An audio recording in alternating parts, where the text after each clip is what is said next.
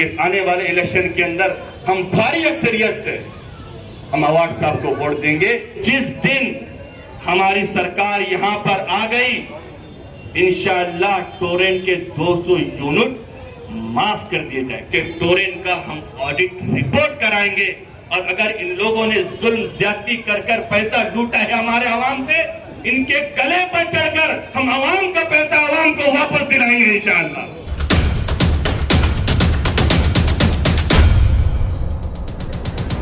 कोई वैक्सीन नहीं चलती थी, कोई दवा नहीं चलती थी, हॉस्पिटल में हमको उबला हुआ पानी दिया जाता था, गर्म पानी, कि यहाँ पर चक्का लगना चाहिए।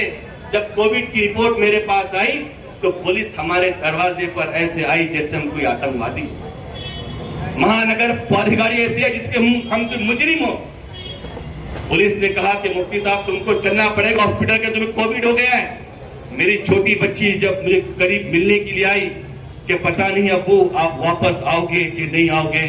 हम जो देखते हैं कि जब किसी का इंतकाल कोविड में होता है उसकी लाश को प्लास्टिक में लपेट कर दिया जाता है, घर वाले दीदार भी नहीं कर पाते।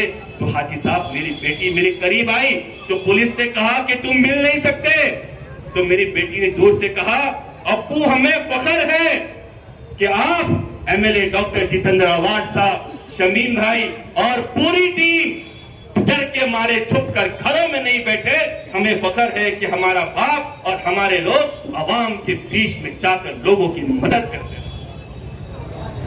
कि मशहूर जो काफिले अहले जुनू है, कि मशहूर जो काफिले अहले जुनू है, उस काफिले के काफिले सालार भी हम ही हैं। झुक जाने की आदत ही और बात, वरना खिंच जाए तो वक्त की तलवार भी हम ही है।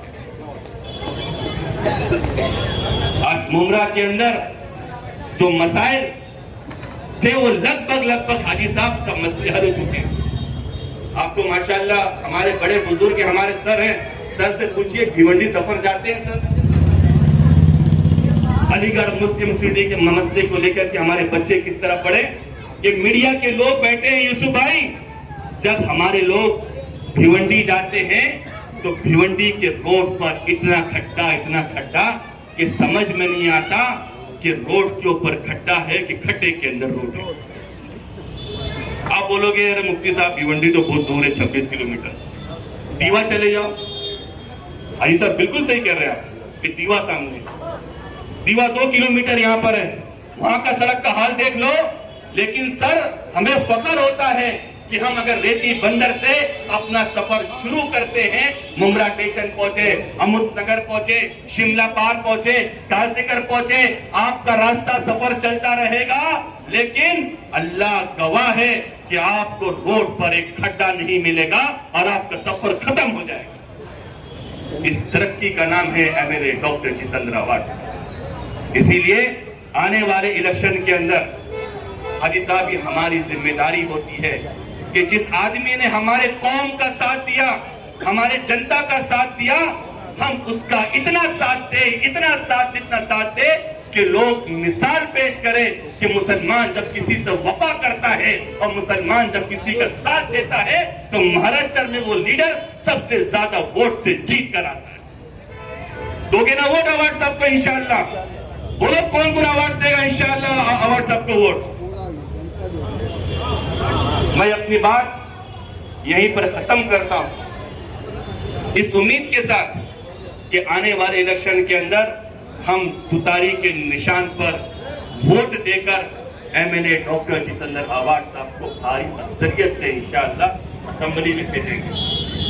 और अवार्ड साहब को वोट इसलिए देना हाजी साहब क्योंकि अवार्ड साहब किस समाज से आते हैं आपको मालूम है? किस समाज से हमारे लीडर आते हैं? बहुजन समाज से।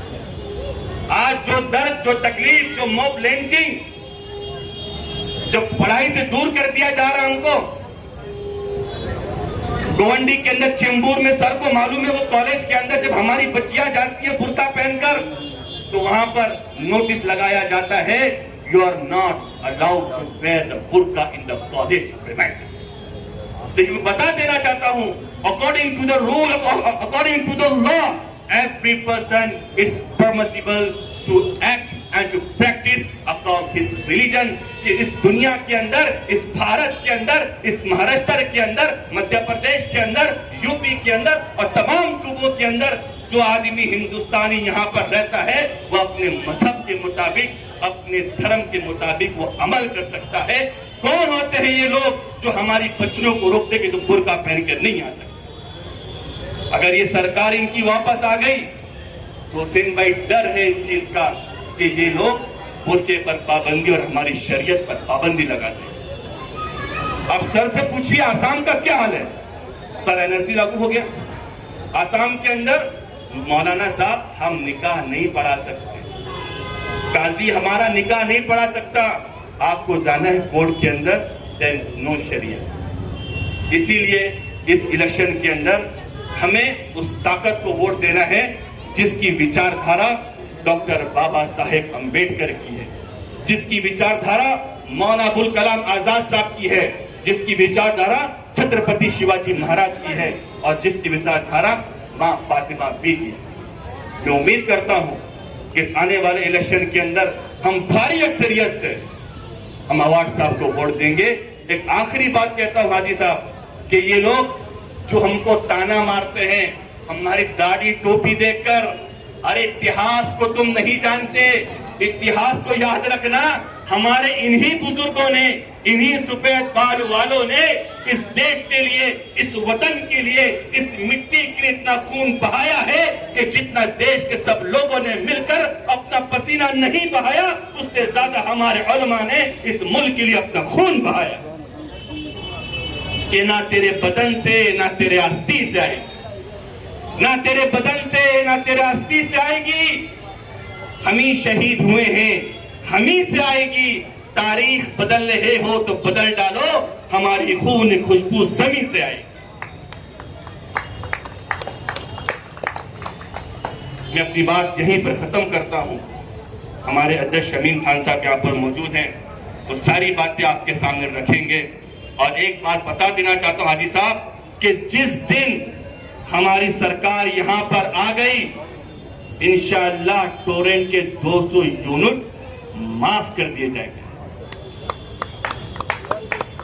और जिस दिन हमारी सरकार सर आ गई as per the guidance of high court मुसलमानों को रिजर्वेशन और जो लोग परेशान हैं दबले कुचले हैं उनको रिजर्वेशन दे दिया जाएगा। और जिस दिन हमारी सरकार आ गई हमारी अध्यक्ष जी ने बताया है कि टोरेंट का हम ऑडिट रिपोर्ट कराएंगे और अगर इन लोगों ने जुल्म ज्यादती कर कर पैसा लूटा है हमारे आवाम से, इनके गले पर चढ़कर हम आवाम का पैसा आवाम को वापस दिलाएंगे इंशाअल्लाह। बस मैं यहीं पर अपनी बात खत्म करता हूं इस उम्मीद के साथ कि हम आने वाले इलेक्शन के अंदर अवार्ड साहब को भारी वोट देंगे कि मजहब के नाम पर हम जुल्म सितम नहीं किया करते, कि मजहब के नाम पर हम जुल्म सितम नहीं किया करते। अरे वफा के आड़ में हम सियासत नहीं किया करते। अरे जमीन की कोख में भी जाते हैं हम गुस्ल करके, वतन की मिट्टी को हम नापाक नहीं किया करते। जय हिंद, जय महाराष्ट्र, जय भीम।